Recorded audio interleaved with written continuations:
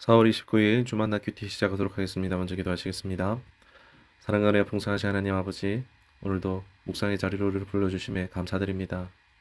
겉으로는 아무 일도 일어나지 않는 것처럼 보여도 보이지 않는 자리에서 신실하게 일하고 계시는 하나님을 신뢰합니다.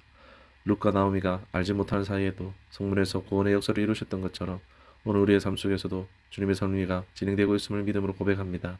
이 시간 말씀을 통해서 우리의 믿음을 새롭게 하시고 끝까지 책임지시는 주님의 사랑을 깊이 깨닫게 하여 주옵소서. 예수님의 이름으로 기도드립니다. 아멘. 오늘 함께 하실 말씀은 룻기 4장 1절로 12절 말씀입니다. 보아스가 그 기업 물을 자에게 이르되 모압 지방에서 돌아온 나오미가 우리 형제 엘리멜릭의 소유지를 팔려하므로 내가 여기 앉은 이들과 내 백성의 장로들 앞에서 그것을 사라고 내게 말하여 알게 하려 하였노라. 만일 내가 물으려면 물으려니와 만일 내가 물으지 아니하려거든 내게 고하여 알게 하라. 내 다음은 나요 그 외에는 물을 자가 없느니라. 그가 이르되 내가 물으리라. 하니 보아스가 이르되 내가 나오미의 손에서 그 밭을 사는 날에 곧 죽은 자의 아내 모압 여인 루색에서 사서 그 죽은 자의 기업을 그의 이름으로 세워야 할지니라.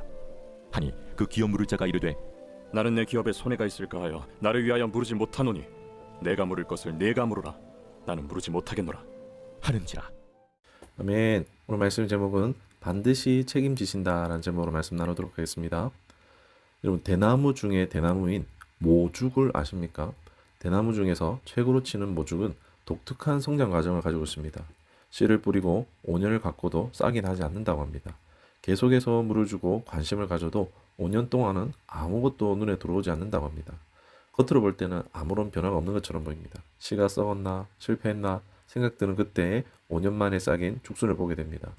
사실 모죽은 눈에 보이지 않는 땅속 깊은 곳에 뿌리를 깊게 내리며 성장할 준비를 합니다. 그리고 그 준비가 끝나면은 단 몇 주 만에 20에서 30m 이상 자라서 하늘을 덮습니다.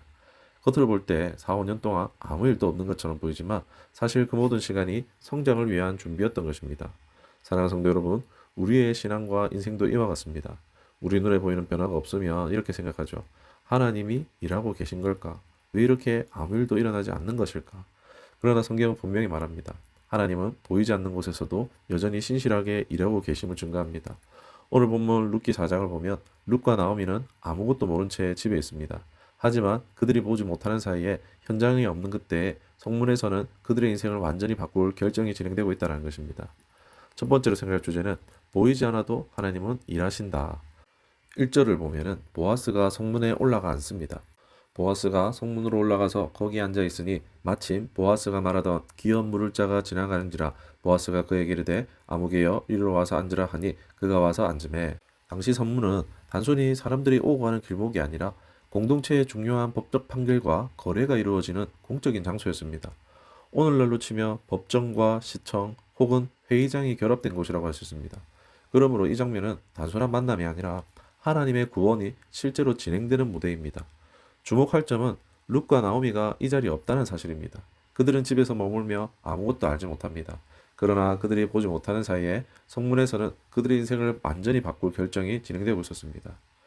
이것이 바로 하나님의 일하심입니다.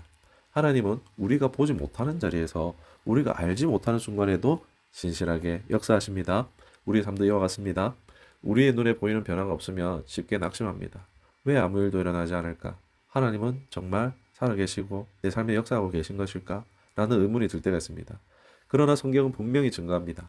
하나님은 보이지 않는 곳에서도 여전히 일하고 계십니다. 보아스가 성문에 앉은 것도 가까운 친족이 마침 그 길로 지나간 것도 결코 우연이 아닙니다. 모든 것이 하나님의 섭리 가운데 이루어진 것입니다. 여기서 중요한 것은 우리의 시선이 닿지 않는 곳에서도 하나님의 손길이 이렇게 멈추지 않는다는 사실입니다. 우리가 기도할 때 즉각적인 응답이 보이지 않아도 하나님은 이미 뿌리를 내리고 계십니다. 마치 모죽이 땅속 깊은 곳에서 오랜 시간 뿌리를 내린 후 단숨에 자라는 것처럼 하나님은 우리의 삶을 이렇게 준비하고 계시는 줄 믿습니다. 겉으로 아무 일이 없는 것처럼 보여도 그 모든 시간이 하나님의 계획 속에서 성장을 위한 준비가 되고 있는 것입니다. 그러므로 우리는 눈에 보이는 것만 판단하지 말아야 됩니다. 하나님은 우리의 이해를 넘어서는 방식으로 우리의 시야에 들어오지 않는 자리에서 가장 중요한 일을 진행하고 계십니다. 오늘도 우리 삶 속에서 하나님은 보이지 않는 무대 뒤에서 신실하게 역사하시며 때가 되면 그 일을 나타내실 줄 믿습니다. 두 번째로 생각할 주제는 하나님은 우리를 끝까지 책임지신다는 것입니다. 보아스는 단순히 땅만 사겠다고 하지 않습니다. 그는 룻까지 책임지겠다고 선언합니다. 여기서 우리가 반드시 짚고 넘어가야 할 단어가 있습니다. 성경에서 말하는 무르다는 우리가 흔히 쓰는 약속을 무르다, 취소하다라는 의미가 아닙니다. 성경적 의미의 무르다라는 것은 내가 대신 책임지겠다. 내가 값을 치르고 그 사람의 인생을 회복시키겠다라는 뜻입니다. 그러므로 보아스의 말은 단순한 재산 거래가 아니라 룻의 인생까지 내가 책임지겠습니다라는 결단의 고백입니다. 이것은 당시 사회적 경제적 상황을 고려할 때 결국 가벼운 선택은 아니었습니다. 기업 무릎, 곧 고엘의 역할은 자기 재산을 희생해야 했습니다. 자기 이름이 아니라 죽은 사람의 이름을 이어야 했습니다.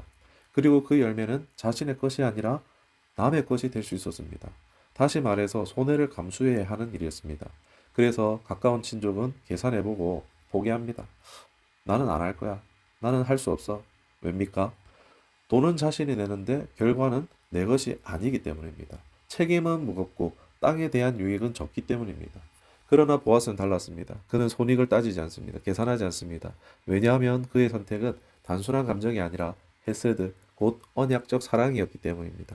헤세드는 감정적인 호감이나 순간적인 열정이 아니라 손해를 감수하고라도 끝까지 책임지는 결단의 사랑입니다.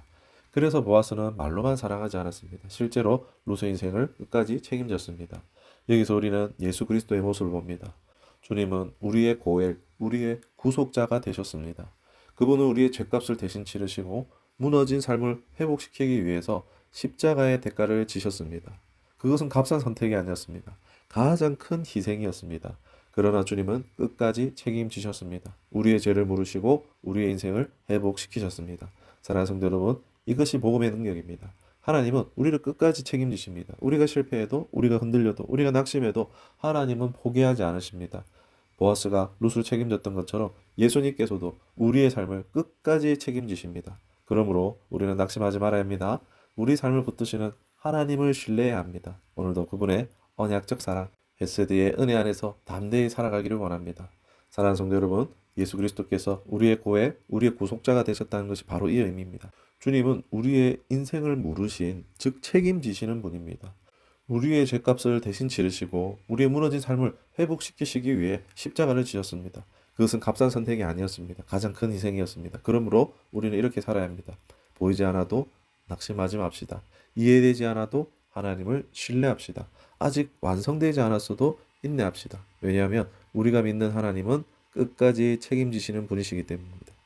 오늘도 여러분의 삶을 붙드시고 완성하시는 하나님을 신뢰하며 소망으로 다시 하루를 살아가시기를 주님의 이름으로 축원합니다. 말씀 생각하시면서 기도하겠습니다.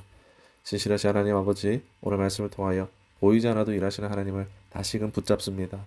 보아스가 룻의 인생을 끝까지 책임졌던 것처럼 예수 그리스도께서 우리의 구속자가 되셔서 우리의 삶을 책임지시는 줄 믿습니다.